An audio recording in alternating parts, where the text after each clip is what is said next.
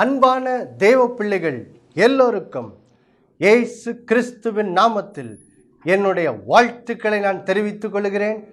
தேவ பிள்ளைகளே, மறுபடியுமாய் இந்த கிராஸ் டிவியின் மூலமாய் ஒவ்வொரு செவ்வாய்க்கிழமை 7 மணிக்கு, இரவு 7 மணிக்கு இந்த விசுவாச நேர தொலைக்காட்சியின் மூலம் உங்களுக்கு கர்த்தருடைய வார்த்தையை பிரசங்கிப்பதற்கு ஒவ்வொரு வாரமும் கர்த்தர் தந்திருக்கிற இந்த வாய்ப்பிற்காக நான் கர்த்தரை மகிமைப்படுத்துகிறேன். இந்த நிகழ்ச்சிகள் உங்களுக்கு பிரயோஜனமாய் இருந்ததென்றால் நீங்கள் உங்களுடைய சாட்சிகளை எங்களை தொடர்பு கொண்டு நீங்கள் எங்களோடு பகிர்ந்து கொள்ளலாம். அது எங்களுடைய உள்ளத்தை மிகவும் உற்சாகப்படுத்தும். உங்களுடைய ஜெப குறிப்புகளுக்காக ஜெபிக்கவும் நீங்கள் எங்களை தொடர்பு கொள்ளலாம். தேவ பிள்ளைகளே, இந்த தொலைக்காட்சி ஊழியத்திற்காக நீங்களும் ஜெபித்து கொள்ளும்படி உங்களை இயேசு கிறிஸ்துவின் நாமத்தில் கேட்டுக்கொள்கிறேன். உங்களுடைய ஜெபங்களுக்காக மிகுந்த நன்றி. தேவ பிள்ளைகளே, நாம் கடந்த பல வாரங்களாக மத்தேயு 8ஆம் அதிகாரம் 13வது வசனத்திலிருந்து, மத்தேயு 8ஆம் அதிகாரம் 13வது வசனத்திலிருந்து அங்கே இயேசு சொன்ன அந்த வார்த்தை, நீ விசுவாசித்தபடியே உனக்கு ஆகக்கடவது என்ற தலைப்பின் கீழ் தேவனுடைய சத்தியங்களை நாம் தியானித்து வருகிறோம்.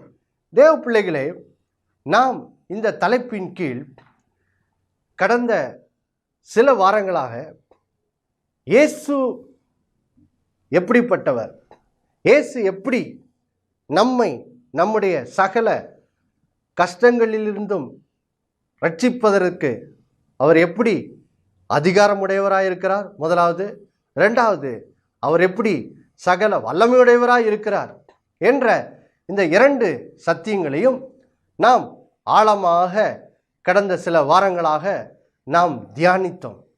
தேவ பிள்ளைகளே, இந்த சத்தியங்கள் ரொம்ப ரொம்ப முக்கியம் பாருங்க. ஏனென்றால் நாம் விசுவாசித்தபடி தான் நமக்கு என்ன செய்ய கடவுது, ஆக கடவுது பாருங்க. அப்போ இயேசுவை குறித்து அறிந்து அவர் எப்படி என்னை ரட்சிக்க வல்லவர், அதிகாரமுடையவர் என்ற அந்த சத்தியங்களை நான் வேதத்திலிருந்து தெளிவாக அறிந்து கொண்டால்தான் நாம் விசுவாசிக்க முடியும் பாருங்கள். ஏனென்றால் ரோமர் 10ஆம் அதிகாரம் 17வது வசனம் இப்படி சொல்லுகிறது பாருங்கள். ரோமர் 10ஆம் அதிகாரம் 17வது வசனம் வாசிக்க நாம் கேட்போம் பாருங்கள். ஆதலால் விசுவாசம் கேள்வினாலே வரும், கேள்வி தேவனுடைய வசனத்தினாலே வரும். பாருங்கள் தேவ பிள்ளைகள், இங்கே வேதம் என்ன சொல்லுகிறது? விசுவாசம் எப்படி உண்டாகிறது, விசுவாசம் இப்படிதான் வருகிறதாம் பாருங்கள். நாம் தேவனுடைய வார்த்தையை கேட்கும்போது அந்த தேவனுடைய வார்த்தையின் மூலம்தான் நமக்கு விசுவாசம் என்ன செய்கிறது, உண்டாகிறது பாருங்க. அப்போ இயேசுவை குறித்து நாம் வேதத்திலிருந்து அறிந்து கொள்ளும் போது தான் நம்முடைய இருதயத்திலே இயேசு என்னை இந்த பிரச்சனையிலிருந்து விடுவிப்பார், ரட்சிப்பார் என்ற அந்த விசுவாசம் உள்ளத்திலே உண்டாகிறது. உண்டாகும் போது தான் நான் இயேசு கிறிஸ்துவின் மூலம் என்னுடைய விடுதலையும் சுகத்தையும் ஆரோக்கியத்தையும் என்ன செய்ய முடியும், பெற்றுக்கொள்ள முடியும் பாருங்க. அதனால்தான் நாம் இயேசு செய்த அந்த அற்புதங்கள், அந்த சம்பவங்கள்லேருந்து இயேசு எப்படிப்பட்டவர் என்ற அந்த சத்தியங்களை தியானித்து வருகிறோம். முதலாவது அதிகாரம் உடையவர் என்பதை தியானித்து முடித்தோம். அடுத்தது இயேசு வல்லவர் என்பதை தியானித்து முடித்தோம். இப்பொழுது அடுத்த ஒரு முக்கியமான சத்தியத்தை நாம் தியானிக்க போகிறோம். நம்முடைய ஆண்டவராய் இயேசு கிறிஸ்து எப்படிப்பட்டவர் என்ற அந்த சத்தியத்தை அறியும்படி தேவ பிள்ளைகளே, நாம் எல்லாரும் மத்தேயு 15ஆம் அதிகாரத்துக்கு இப்பொழுது செல்வோம் பாருங்கள். மத்தேயு 15ஆம் அதிகாரத்திலே 21வது வசனம், 22வது வசனத்தை நாம் வாசிக்க கேட்போம் பாருங்கள். பின்பு இயேசு அவ்விடம் விட்டு புறப்பட்டு தீரு சீதோன் பட்டணங்களின் திசைகளுக்கு போனார். அப்பொழுது அந்த திசைகளில் குடியிருக்கிற கானானிய ஸ்திரீ ஒருத்தி அவரிடத்தில் வந்து, ஆண்டவரே, தாவீதின் குமாரனே, எனக்கு இரங்கும், என் மகள் பிசாசினால் கொடிய வேதனைப்படுகிறாள் என்று சொல்லி கூப்பிட்டாள். தேவ பிள்ளைகளே, இங்கே இப்பொழுது நம்முடைய ஆண்டவராய் இயேசு கிறிஸ்துவை குறித்த அடுத்த ஒரு முக்கியமான சத்தியம். இந்த சத்தியம் ரொம்ப ரொம்ப முக்கியமானது. பாருங்க, இயேசு அதிகாரமுடையவர் என்பதை அறிந்து கொண்டோம், அது முக்கியம்தான். இயேசு வல்லமையுடையவர் என்பதை அறிந்து கொண்டோம், அதுவும் முக்கியம்தான். ஆனால் ஒருவர் வல்லமையுடையவராய் மற்றும் அதிகாரமுடையவராய் இருந்தால் மட்டும் போதாது. பாருங்க, அவர் எப்படிப்பட்டவராக இருக்கணும்? அன்புடையவராகவும் என்ன செய்ய வேண்டும்? இருக்க வேண்டும். அவர் இரக்கமுடையவராகவும் என்ன செய்ய வேண்டும்? இருக்க வேண்டும். பாருங்க தேவ பிள்ளைகளே, நாம் அடுத்த சத்தியம் அதை தான் தியானிக்க போகிறோம். இயேசு கிறிஸ்து எப்படி நம்மை நம்முடைய கஷ்டங்களிலிருந்து குணமாக்குவதற்கு எப்படி அவர் இரக்கமுள்ளவராக இருக்கிறார், எப்படி அன்புள்ளவராக இருக்கிறார் என்ற சத்தியத்தை தான் அடுத்ததாக நாம் தியானிக்க போகிறோம். பாருங்கள் தேவ பிள்ளைகளே, இங்கே நாம் ஒரு கானானிய ஸ்திரியை குறித்து வாசிக்கிறோம். இவள் இயேசுவினிடத்தில் வருகிறாள். எதுக்கு வருகிறாள்? பாருங்கள், இவளுடைய மகள் பிசாசினால் கொடிய வேதனைப்பட்டு கொண்டிருக்கிறாள். பாருங்கள், யோசித்து பாருங்க, ஒருவருடைய பிள்ளை கஷ்டப்படுகிறத பெற்றோர் பார்த்து கொண்டிருக்கிற முடியாது, ஒரு தாய் பார்த்து கொண்டிருக்க முடியாது. அப்போ இந்த ஸ்திரீ என்ன செய்கிறாள்? எப்படி இயேசு எல்லாரையும் குணமாக்குகிறார், எப்படி விடுவிக்கிறார் என்ற அந்த செய்தியெல்லாம் கேள்விப்படுகிறார். கேள்விப்பட்டவுடன் இப்பொழுது இயேசு கிறிஸ்து இவள் வசிக்கிற அந்த இடத்திற்கு என்ன செய்கிறார்? வருகிறார். பாருங்க, வந்தவுடன் இயேசு தான் வசிக்கிற இடத்துக்கு வந்திருக்கிறார் என்று கேள்விப்பட்டு உடனே இயேசுவை தேடி என்ன செய்கிறாள்? இந்த கானானிய ஸ்திரீ என்ன செய்கிறாள்? வருகிறார். பாருங்கள், வந்து இவள் இயேசுவை பார்த்து என்ன சொல்லுகிறாள்? இதை தான் நாம் கவனிக்க போகிறோம். பாருங்க, என்ன சொல்லுகிறாள்? இயேசுவை பார்த்து, ஆண்டவரே, தாவீதின் குமாரனே, எனக்கு இரங்கும். தாவீதின் குமாரனே, எனக்கு இரங்கும் என்று சொல்லி இங்கே இந்த கானானிய ஸ்திரீ இயேசு தனக்கு மனம் இறங்கும்படி, தனக்கு இரக்கம் பாராட்டும்படி, தனக்கு இரக்கம் பாராட்டி தன்னுடைய மகளுக்கு ஒரு விடுதலையை தரும்படிக்கு இயேசுடைய இரக்கத்தை நோக்கி அவள் என்ன செய்கிறாள்? முறையிடுகிறாள். பாருங்க, அப்போ தேவ பிள்ளைகளே, நாம் இந்த சத்தியத்தை தான் தியானிக்க போகிறோம். தேவ பிள்ளைகளே, இயேசு கிறிஸ்து நம்மை நம்முடைய சகல வேதனைகளிலிருந்து குணமாக்க இரக்கமுள்ளவராக இருக்கிறார். பாருங்க, இது ரொம்ப ரொம்ப முக்கியம். பாருங்கள் தேவ பிள்ளைகள், இந்த சத்தியத்தை அறிந்து கொள்வது ஏன் இந்த சத்தியத்தை அறிந்து கொள்வது ரொம்ப ரொம்ப முக்கியமாக இருக்குது. பாருங்கள் தேவ பிள்ளைகளே, நம்முடைய வாழ்க்கையிலே தேவன் எதை செய்தாலும் அதற்கு முக்கியமான காரணம் அவருடைய இரக்கம்தான். பாருங்கள், எடுத்துக்காட்டிற்கு நாம் எபேசியர் 2ஆம் அதிகாரம் 3-4 வசனத்துக்கு செல்வோம். பாருங்கள், எபேசியர் 2ஆம் அதிகாரம் 3-4 வசனங்களிலே ஏன் இயேசு கிறிஸ்து நம்மை தேடி வந்து நம்மை நம்முடைய பாவத்திலிருந்து ரட்சித்தார் என்ற அந்த காரணத்தை நாம் அங்கே வாசிக்கிறோம். பாருங்கள், எபேசியர் 2ஆம் அதிகாரம் 3 மற்றும் 4 வசனங்களை அவர்களுக்குள்ளே நாம் எல்லோரும் முற்காலத்திலே நமது பாவ இச்சையின்படியே நடந்து நமது மாம்சமும் மனசும் விரும்பினவைகளை செய்து சுபாவத்தினாலே மற்றவர்களைப் போல கோபாக்கினையின் பிள்ளைகளாயிருந்தோம். தேவனோ இரக்கத்தில் ஐஸ்வர்யம் உள்ளவராய் நம்மில் அன்பு கூர்ந்த தம்முடைய மிகுந்த அன்பினாலே அடுத்த வசனம், அக்கிரமங்களில் மரித்தவர்களாய் இருந்த நம்மை கிறிஸ்துவுடனே கூட உயிர்ப்பித்தார். கிருபையினாலே ரட்சிக்கப்பட்டீர்கள். பாருங்கள் தேவ பிள்ளைகளை, இங்கே ஆண்டவராய் இயேசு கிறிஸ்து ஏன் நம்மை தேடி வந்து ரட்சித்தார் என்ற அந்த அருமையான சத்தியத்தை நாம் பார்க்கிறோம். பாருங்கள், இங்கே எபேசியர் 2ஆம் அதிகாரம் 3வது வசனத்திலே நாம் எப்படிப்பட்ட மோசமான பாவிகளாக இருந்தோம் என்று வேதம் சொல்லுகிறது. பாருங்க, நாம் எப்படிப்பட்ட மோசமான பாவிகளாக இருந்தோமா? நாம் எல்லாரும் எப்படி நடந்து கொண்டோமா? பாவிகளாக இருந்தபோது நம்முடைய மாம்ச இச்சைகளின்படியையும் நம்முடைய மாம்சமும் மனசும் விரும்பின அந்த துன்மார்க்கமான பாதையிலே நாம் வாழ்ந்து வந்தோம் என்று சொல்லுகிறது. பாருங்க, அப்போ பாருங்கள் தேவ பிள்ளைகளே, நாம் ஒரு மிகுந்த அக்கிரமம் நிறைந்த பாவம் நிறைந்த வாழ்க்கையை தான் வாழ்ந்து கொண்டிருந்தோம். பாருங்க, வாழ்ந்து கொண்டிருந்தபடியினால் பாருங்கள், நாம் நம்முடைய தகுதியின்படி நாம் எதற்கு பாத்திரவான்களாக இருந்தோம் என்று சொல்லி இந்த எபேசியர் 2:3 கடைசி பகுதி இப்படி சொல்கிறது பாருங்க. சுபாவத்தினாலே மற்றவர்களைப் போல கோபாக்கினையின் பிள்ளைகளாயிருந்தோம். பாருங்கள் தேவ பிள்ளைகளே, பாவத்தின் சம்பளம் என்னது? மரணம். அப்போ பாவம் செய்து கொண்டே இருந்தால் அதற்கு விளைவு என்னது? பாவம் செய்கிற மனிதன் எதற்கு பாத்திரவானா இருக்கிறானா? இங்கே வசனம் சொல்லுகிறது, நாம் எல்லாரும் தேவனுடைய கோபாக்கினைக்கு உட்பட்ட பிள்ளைகளாக இருந்தோம் என்று சொல்லுகிறது பாருங்க. தேவனுடைய கோபாக்கினை நம்மேல் இருந்தது தேவ பிள்ளைகளே. கோபாக்கினை என்றால் என்ன அர்த்தம்? தேவனுடைய நியாயமான கோபம். ஏன்னா பாவம் என்பது என்னது? தேவனுடைய கற்பனையை மீறுவது. அப்போ தேவன் நீதியுள்ளவர், ஆதலால் நீதியுள்ள கற்பனைகளை கொடுத்திருக்கிறார். ஆனால் நமக்கோ அந்த கற்பனைகளுக்கு கீழ்ப்படிய மனமில்லாமல் நம் விருப்பத்தின்படி இஷ்டம் போல நம்முடைய மாம்ச இச்சைகளின்படியெல்லாம் நாம் என்ன செய்தோம்? இஷ்டம் போல வாழ்ந்தோம். அதனுடைய விளைவு என்னது? தேவனுடைய நீதியுள்ள கோபம் நம்மேல் இருந்தது பாருங்க. அப்போ நம்ம ஒன்றே ஒன்றுக்கு தான் தகுதி உள்ளவர்களாக இருந்தோம். அது என்னது? நரகத்துக்கு சொந்தமானவர்கள் பாருங்க. தேவன் நம்மளை நரகத்துக்கு அனுப்பிச்சிருக்கணும்.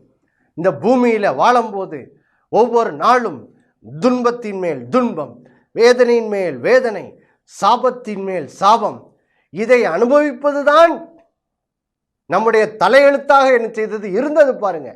காரணம் நம்முடைய பாவம்.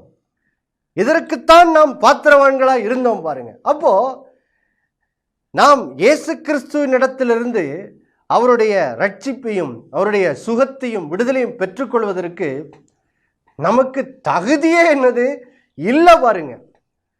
இப்படி தான் நம் வாழ்க்கை என்ன செய்தது? இருந்தது பாருங்கள் தேவ பிள்ளைகளே. ஆனால் தேவ பிள்ளைகளே, சந்தோஷமான செய்தி என்னது? ஒருவேளை நம்முடைய வாழ்க்கை இப்படி இருந்தாலும் தேவன் எப்படிப்பட்டவராக இருந்தார்? தேவன் இப்பொழுது நம்முடைய தகுதியின்படி நம்மை தண்டித்திருக்க வேண்டும். நாம் செய்த கிரியை பாவத்தின்படி, நாம் வாழ்ந்த அந்த பாவ வாழ்க்கையின்படி நம்மை தண்டித்திருக்க வேண்டும். ஆனால் இங்கே எபேசியர் 2:4 தேவ பிள்ளைகளே, வேதம் ஒரு மிகப்பெரிய நல்ல செய்தியை சொல்லுகிறது பாருங்க. ஒவ்வொரு மனிதனுடைய காதுகளும் கேட்க வேண்டிய மிகப்பெரிய நல்ல செய்தி இதுதான். அது என்னது? தேவனோ நாம் தேவனுடைய கோபாக்கினியை பெற்ற பிள்ளைகளா இருந்த அந்த வேளையில தேவனோ என்ன செய்தாராம்? இரக்கத்தில் ஐஸ்வர்யம் உள்ளவராய். தேவனோ இரக்கத்தில் ஐஸ்வர்யம் உள்ளவராய் என்ன செய்தாரா? தம்முடைய மிகுந்த அன்பின் நிமித்தமாக என்ன செய்தாரா? அக்கிரமங்களில் மரித்தவர்களாக இருந்த நம்மை கிறிஸ்துவுடனே கூட உயிர்ப்பித்து இப்படியாக நம்மை ரட்சித்தார். நாம் மரிக்க வேண்டிய இடத்துல இயேசுவை சிலுவையிலே தண்டித்து இயேசு கிறிஸ்துவை கொண்டு இப்பொழுது நம்ம என்ன செய்தார்? பாவத்திலிருந்து ரட்சித்தார். இதுதான் தேவனுடைய இரக்கம் தேவ பிள்ளைகளே. இதுதான் தேவனுடைய இரக்கம். அப்போ யோசித்து பாருங்க, இன்றைக்கு ஒரு மனிதன் தான் வியாதியில் இருக்கும்போது, ஒரு கஷ்டத்தில் இருக்கும்போது, ஒரு பாடல இருக்கும்போது, அதிலிருந்து விடுதலை பெறும்படி அவன் தேவனிடத்தில் வரும்போது அவன் தன்னுடைய தகுதியை பேசிக்கொண்டு வருவான் என்றால் அவன் ஒன்றையுமே என்ன செய்ய முடியாது? பெற்றுக்கொள்ள முடியாது. ஏன்னா நம்முடைய ஒரே தகுதி என்னது? தண்டனை தான். பாவத்துக்கான தண்டனை தான்.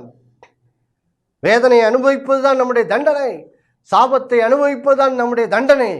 அப்போ நாம் தேவனிடத்தில் வரும்போது எப்படி வரணும்? நாம் எப்படிப்பட்டவர்கள், நாம் எப்படி கெட்டிக்காரர்கள், நாம் எப்படி அப்படி நான் இப்படி நல்லது செய்திருக்கேன், அப்படி நல்லது செய்திருக்கேன் என்று சொல்லி நாம் எப்படிப்பட்டவர்கள் என்று நம்முடைய தகுதியை பார்த்து கொண்டு வரக்கூடாது. இல்லை, நம்மையே நாம் எப்படிப்பட்டவர்கள் என்பதை மறந்து விட்டு நாம் தேவனிடத்தில் வருவதற்கு கொஞ்சம் கூட தகுதி இல்லாதவர்கள் என்பதை உணர்ந்து ஏனென்றால் நம்முடைய ஒரே தகுதி, நாம் பாவிகளாக இருக்கபடினால் நாம் தண்டிக்கப்படணும். அதான் நம்முடைய ஒரே தகுதி என்பதை உணர்ந்து இப்பொழுது என்ன செய்யணும் பாருங்கள். இந்த இரக்கமுள்ள தேவன் நம்மை மன்னிக்க ஆயத்தமாக இருக்கிறார். இந்த இரக்கமுள்ள தேவன் நம்முடைய பாவங்களை நமக்கு மன்னித்து நம்முடைய வியாதியிலிருந்து நம்மை குணமாக்க அவர் ஆயத்தமாக இருக்கிறார், ரட்சிக்க ஆயத்தமாக இருக்கிறார் என்ற அந்த சத்தியத்தை உணர்ந்து இப்போ நம்ம என்ன செய்யணும் பாருங்கள். தேவ பிள்ளைகளே, கர்த்தரிடத்தில் வரும்போது அவருடைய இரக்கத்தை நம்பி என்ன செய்ய வேண்டும்? வர வேண்டும். பாருங்க, அவருடைய கிருபையை நம்பி வர வேண்டும். பாருங்கள் தேவ பிள்ளைகளே, இப்பொழுது மறுபடியுமாய் நாம் மத்தேயு 15ஆம் அதிகாரத்துக்கு பாருங்கள்.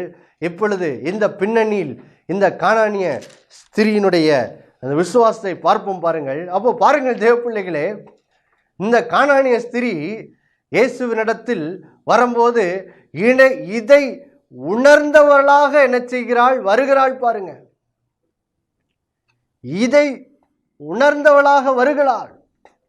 அவளுக்கு தெரியுது தனக்கு இயேசுவினிடத்தில் வருவதற்கு எந்த தகுதியும் கிடையாது. நான் என்னுடைய தகுதியை சொல்லி இயேசுவினிடத்தில் வரவும் என்னது முடியாது. நான் ஒன்றே ஒன்று தான் செய்ய முடியும்.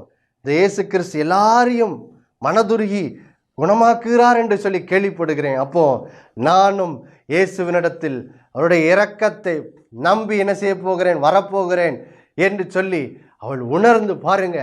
அவள் இயேசுவினிடத்தில் வந்து என்ன சொல்கிறாள்? மறுபடியுமாய் மத்தேயு 15ஆம் அதிகாரம் 22வது வசனத்தை வாசிக்க கேட்போம். பாருங்க. அப்பொழுது அந்த திசைகளில் குடியிருக்கிற கானானிய ஸ்திரீ ஒருத்தி அவரிடத்தில் வந்து, ஆண்டவரே, தாவீதின் குமாரனே, எனக்கு இரங்கும், என் மகள் பிசாசினால் கொடிய வேதனைப்படுகிறாள் என்று சொல்லி கூப்பிட்டாள். பாருங்கள், அவள் வருகிறாள். பாருங்க, எவ்வளோ ஒரு விசுவாசத்தோடு வருகிறாள். வந்து வேற எதையுமே இயேசுவினிடத்துல கேட்கல. அவள் கேட்பதெல்லாம் என்னது? ஆண்டவரே. தன்னை தாழ்த்துகிறாள். பாருங்க, முதலாவது இயேசுவை ஆண்டவர் என்று அறிக்கை செய்கிறாள். தன்னை தாழ்த்தி இயேசுவை ஆண்டவர் என்று அறிக்கை செய்து அவள் கூப்பிடுகிறாள். பாருங்கள், தாவீதின் குமாரனே, எனக்கு இரங்கும், என் மேல் இரக்கமாயிரும் ஆண்டவரே, என் மகள் கொடிய வேதனைப்படுகிறாள், அவளை குணமாக்கும் என்று சொல்லி இயேசுவினுடைய இரக்கத்தை அறிந்தவளாக, இயேசு இரக்கமுள்ளவர், நம்முடைய தகுதியின்படி ஒருவேளை நாம் சுகத்தை பெற்றுக்கொள்வதற்கு, விடுதலை பெற்றுக்கொள்வதற்கு தகுதி நமக்கு இல்லை என்றாலும் இயேசு நம்மேல் இரக்கமுள்ளவராய் இருக்கிறபடினால், நம்மேல் அவர் வைத்திருக்கிற அன்பினாலே அவர் இப்பொழுது நம்மை குணமாக்க அவர் விரும்புகிறார், நம்மை குணமாக்குவார், அவர் அதுக்கு சித்தமுள்ளவராய் இருக்கிறார் என்ற சத்தியத்தை இந்த ஸ்திரீ உணர்ந்து பாருங்கள், இயேசுனுடைய இரக்கத்திற்கு முறையிடுகிறாள். பாருங்கள். அது மாத்திரமல்ல, பாருங்க, தொடர்ந்து இந்த சம்பவத்தை நான் வாசிக்கும் போது பாருங்கள், அவள் இயேசுவை இப்படி விசுவாசித்து வருகிறாள். ஆனால் உடனே அவள் விரும்பின அந்த காரியத்தை உடனே அவளுக்கு செய்யலை. பாருங்க, அவளுடைய ஜெபத்துக்கு உடனே பதில் கொடுக்கவில்லை. சில வேளை அவளுடைய ஜெபத்துக்கு பதில் அளிக்காதது போல சில காரியத்தை இயேசு 1-2 முறை செய்கிறார். பாருங்க. முதலாவது பாருங்கள், நாம் மத்தேயு 15ஆம் அதிகாரம் 23வது வசனத்தை நாம் வாசிப்போமானால், அவளுக்கு பிரதியுத்தரமாக அவர் ஒரு வார்த்தையும் சொல்லவில்லை. அப்பொழுது அவருடைய சீசர்கள் வந்து, இவள் நம்மை பின்தொடர்ந்து கூப்பிடுகிறாளே, இவளை அனுப்பிவிடும் என்று அவரை வேண்டிக் கொண்டார்கள். பாருங்கள் தேவ பிள்ளைகளே, இங்கே இந்த கானானிய ஸ்திரீ விசுவாசத்தோடு வந்து இயேசுனுடைய இரக்கத்துக்கு முறையிடுகிறாள். ஆனால் இயேசு உடனே பாருங்க அவளுடைய ஜெபத்துக்கு பதிலளித்தார் என்று சொல்லவில்லை. இங்கே பாருங்க, முதலாவது இயேசு பாருங்க எந்த வார்த்தையுமே சொல்ல, பதில் எதுவுமே பேசாமல் அமைதியாக இருந்தாருன்னு போட்டிருக்கு. இப்படி இயேசு அமைதியாக இருந்த உடனே பாருங்க, இந்த ஸ்திரீ உடனே என்ன செய்யலை? சோர்ந்து போல. பாருங்க, இவள் விட மாட்டேங்கிறாள். தொடர்ந்து பாருங்க, அவள் இயேசுவை நோக்கி கூப்பிட்டு கொண்டே இருக்கிறாள்.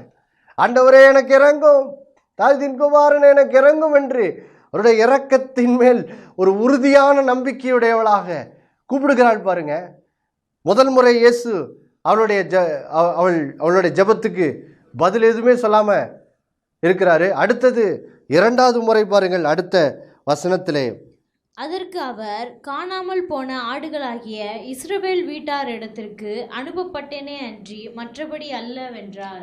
இப்பொழுது இரண்டாவது முறை இயேசு அவளுடைய ஜெபத்துக்கு பதில் சொல்லுகிறார்.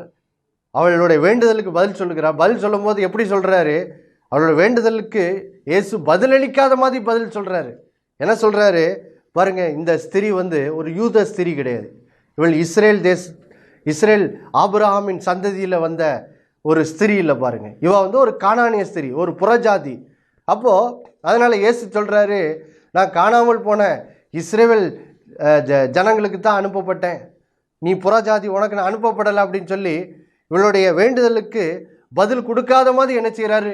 அவர் பதில் அளிக்கிறார் பாருங்க. ஆனால் தேவ பிள்ளைகளே, இந்த ஸ்திரீக்கு நல்லா தெரியுது இந்த இயேசு ரொம்ப ரொம்ப இரக்கம் உள்ளவர் என்று சொல்லி இவளுடைய இருதயத்தில் ஒரு ஆழமான ஒரு விசுவாசம் என்ன செய்து உண்டாகிவிட்டது பாருங்க. அதனால்தான் அடுத்த வசனம் வாசிக்க கேட்கலாம். அவள் வந்து, ஆண்டவரே எனக்கு உதவி செய்யும் என்று அவரை பணிந்து கொண்டார். பாருங்கள், இவள் 2 முறை இயேசு இவளுடைய ஜெபத்துக்கு பதிலளிக்காதது போல இயேசு அங்கே நடந்து கொள்ளுகிறார். ஆனால் இவள் சோர்ந்தே போல பாருங்க, இவ விடவே இல்லை.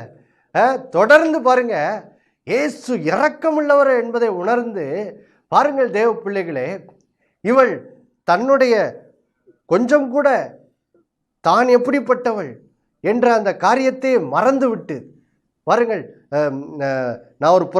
இவள் ஒரு புறஜாதி, இவள் ஒருவேளை இயேசு சொல்லுகிறங்க வார்த்தையின்படி இங்கே இவள் இஸ்ரவேல் தேசத்துக்கு ஆபிரகாமின் சந்ததியா இல்லாதபடினால் இவள் இந்த சுகத்தை பெற்றுக்கொள்வதற்கு தகுதி என்னது இல்லை பாருங்க, தகுதி இல்லாதவளாக இருக்கிறா.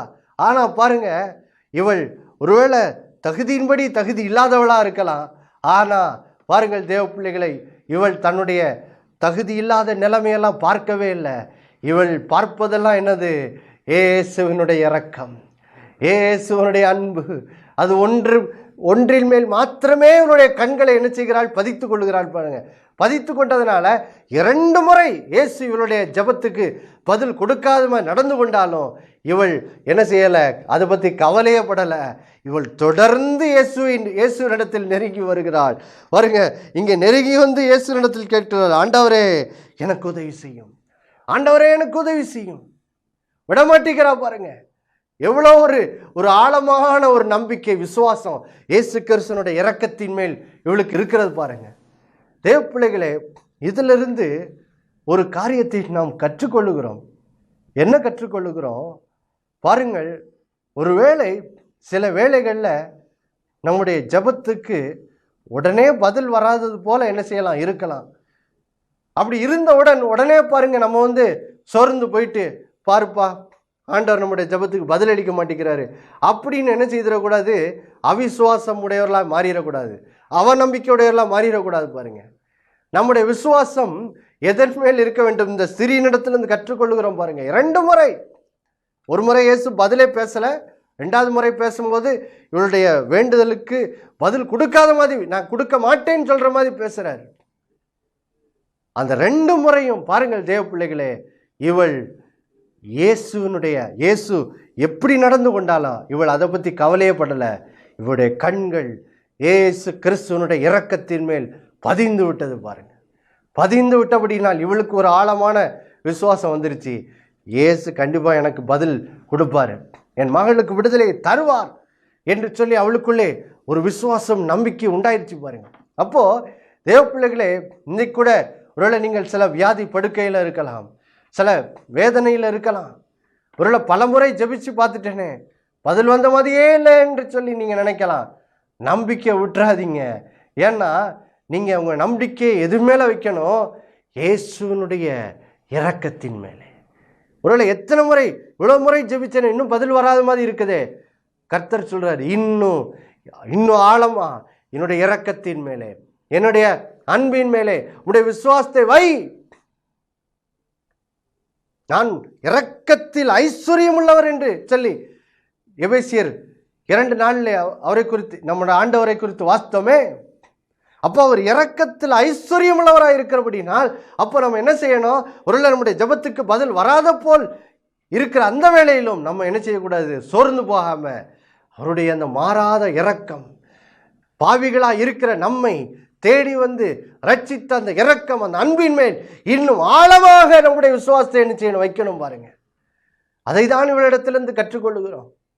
ஒருபோதும் நான் எப்படிப்பட்டவன் என்ற அந்த நம்முடைய அந்த தகுதி, நான் எப்படிப்பட்டவன் என்று சொல்லி நான் இப்படி நான் யாருக்கும் தீமையே செய்ததில்லையே, நான் யாருக்குமே துரோகம் பண்ணதில்லையே என்று சொல்லி நாம் எப்படிப்பட்டவர்கள் என்று சொல்லி நம்முடைய தகுதியை அங்கே என்ன செய்திடக்கூடாது, உள்ளே கொண்டு வந்துடக்கூடாது. பாருங்க, ஏன்னா நாம் ஒருவேளை சில நன்மை செய்திருக்கலாம், ஆனால் எவ்வளோதான் நம்ம செய்திருந்தாலும் தேவனுக்கு முன்னாடி பாருங்கள் தேவ பிள்ளைகளே, இயேசு கிறிஸ்துவின் ரத்தம் இல்லாமல் நம்முடைய ஒரே தகுதி ஒன்றே ஒன்று தான், நாம் பாவிகள், நாம் தண்டனைக்கு தகுதியானவர்கள். அதுதான் நம்முடைய தகுதி.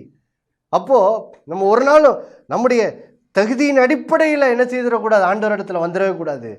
ஆண்டவரிடத்தில் நெருங்கி வரும்போது நாம் அவருடைய இரக்கத்தை மாத்திரமே நம்பி வரணும். பாருங்க, அவருடைய இரக்கத்தை மாத்திரமே நம்பி வரணும். ஒருவேளை என் ஜெபத்துக்கு பதில் வரல என்று சொல்லி இருக்கிற வேளையிலும் கூட நான் அவருடைய இரக்கத்தின் மேலே இன்னும் அதிகமான நம்பிக்கையும் விசுவாசமும் வைக்கணும். பாருங்க, அதை தான் இந்த ஸ்திரீ செய்கிறாள். அடுத்தது 3வது முறை பாருங்க, இயேசு அவளுக்கு பதில் அளிக்கிறாள். அடுத்த வார்த்தை வாசிக்கலாம் பாருங்க. அவர் அவளை நோக்கி, பிள்ளைகளின் அப்பத்தை எடுத்து நாய்க்குட்டிகளுக்கு போடுகிறது நல்லதல்ல என்றார்.